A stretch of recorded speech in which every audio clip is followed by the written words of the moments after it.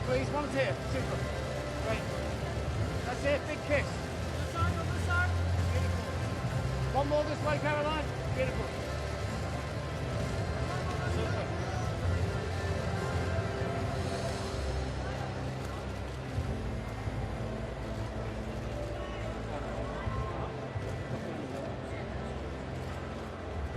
Keep rolling, yes. Caroline? Give me the covers, Caroline. Just give me the covers. Head on. That's good. Caroline!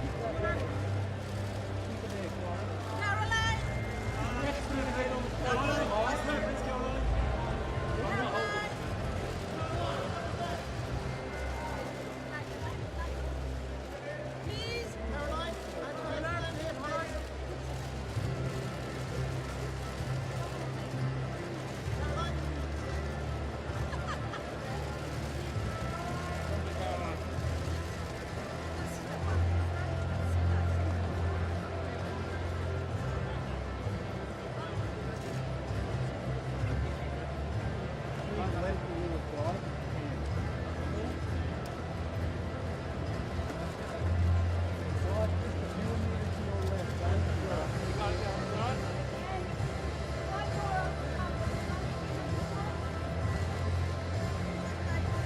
Straight down here, guys. All down to this one. Tennis Australia. Good. Lovely. Beautiful.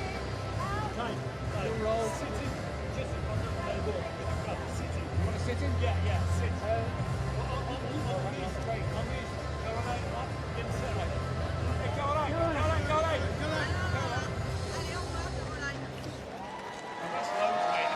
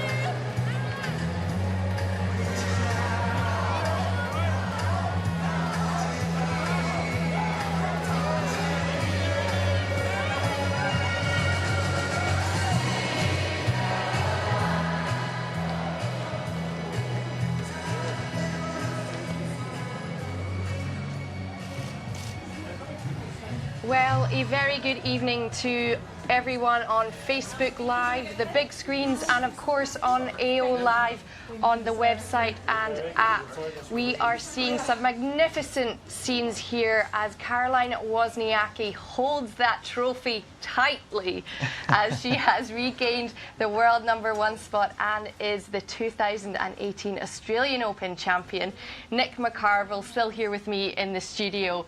I mean, that smile is not going to be wiped off her face for a long time, is it? Well, Jenny Drummond, I think that Caroline's very happy she's walking down this hall with that Memorial Cup in her hands. I don't think she thought she was going to have the evening on court to quite get there, to make it past that finish line, but almost 3 hours on court. It was a roller coaster, dramatic-filled, topsy-turvy sort of final against Simona Halep, one that I don't think we will ever forget. And these are the moments here. Her team should be nearby, so we're going to get the chance here to see Caroline Wozniacki greeting her family, greeting her fiancé, David Lee, her dad, who's been so integral in what she's been able to do on the tennis court. And this really is the biggest day of her life. Hats off to her and her team. Absolutely. And you heard in her victory speech there, her thanking her entire team. And it's not easy to speak in such an emotional moment. And she really was holding back the tears. I'm sure as her family enter this area in just a few moments, there will be more tears. Yeah, no, I think so. And I think Caro, she started to well up a little bit. If you saw the trophy ceremony just at the beginning, she says, I don't cry very often. There we can see her checking her phone, which I'm sure will not stop buzzing now for a few days' time. But she almost went there emotionally. I think she had to hold herself back, because I think if she let herself really be in that moment, Jenny, the tears would have just absolutely flooded out. She makes the U.S. Open final in 2009. She becomes #1 in 2010. She loses that ranking 2 years later. She makes another Grand Slam final in 2014. And now, almost 4 years later, almost 10 years after reaching that first Slam final, Caroline Wozniacki is not only a Grand Slam champ, but world #1.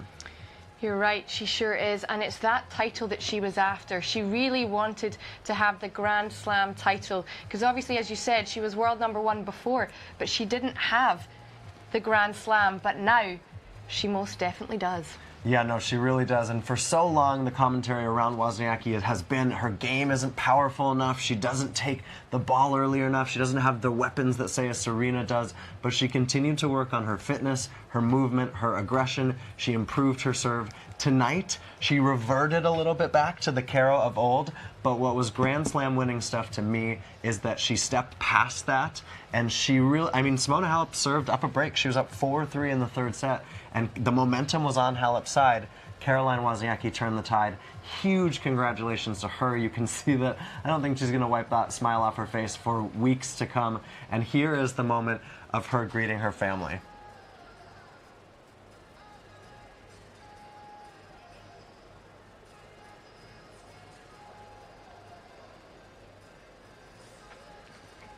Well, a delighted team, as you can see. And interesting, you talk about her dip in form a few years ago. She certainly silenced her critics tonight. I mean, she's been criticised for her nerves, for essentially choking a little bit. But tonight, she certainly silenced them, didn't she? Yeah, and you know, it was a rocky go. The match was so good. Almost 3 hours on court, dramatic, great ball striking from both players. Simona Halep was very aggressive. Halep dealing with, I think, some issues of a headache, feeling the heat. It was very humid out there. The air really was stifling. You can see David Lee now departing. She's got a long list of duties. She's first going to head to Channel 7, the rights holder here in Australia. She'll go to ESPN, Eurosport, Wow Wow. We're going to have her right here, we hope, on Facebook Live as well, to have a chat with us. But here she goes on her Champions Tour, and then she'll, of course, address the world's press in her main conference. Lots now to do since she is a Grand Slam. Oh, she's got to protect that trophy. She almost banged it into the wall there. She does, and I think that's the trophy security guard who doesn't leave them the entire tournament. Very protective of the trophies. Yeah, no, absolutely. And we mentioned this earlier, but we should have another. There's a nice embrace from Darren Cahill, of course, the coach of Simona Halep. Really nice for Darren to do that, reach out. But while we're thinking of Darren, talk about Simona just for a minute. This is huge disappointment for her. She was in that match from the get-go. She was in the match 4-3 serving in the third set, but I know that it'll feel very weighty for Simona Halep right now, that this is sort of the end of her world, but she will get there. She said in her speech, I want to be back here next year. She wants to win the French Open. She's been close twice, including last year. She really has a shot at all 4 of the majors. Wimbledon might be her weakest, but Simona Halep will win a Grand Slam one day. And as we see Caroline Wozniacki making her way, this is her agent here, Julian. She tasked him with getting her on the cover of Elle magazine at the end of her speech. But Simona Halep, she will win a slam one day. I just have no doubt about that.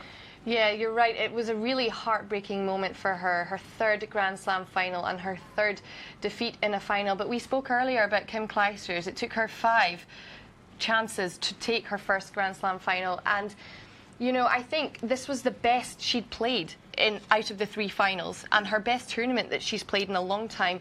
She's the last 2 years she's gone out early at the Australian Open. So she has to be happy with the way that she played. She was down most of the match against Caroline Wozniacki, and really the only chance she had was at 4-3, a breakup in that final set, where Caroline Wozniacki just stepped up a gear. Yeah, you mentioned that lead, obviously, for Simona. She was playing from behind, essentially, the entire match prior. But you mentioned Clijsters, Andy Murray, Yvonne Lendl. There's so many stars that had heartbreak before they had success. And it will come for Simona Halep. She showed great guts tonight. Probably, gosh, I mean, I know we had a great final in Serena and Angie Kerber a couple years ago, but gosh, this was a good match. It had everything, almost 3 hours long. You know, it just didn't fail. It was everything, Jenny, that we wanted it to be. And obviously that meant heartbreak for one of the players. But hats off to Caro. And gosh, where does she go from here? She's world #1, right? And she really could use this as a launching pad to do greater and bigger things in her career. Most definitely. And you mentioned Serena Williams there, who actually is very good friends with Caroline Wozniacki, and no doubt absolutely delighted for her. I'm sure she's messaged her and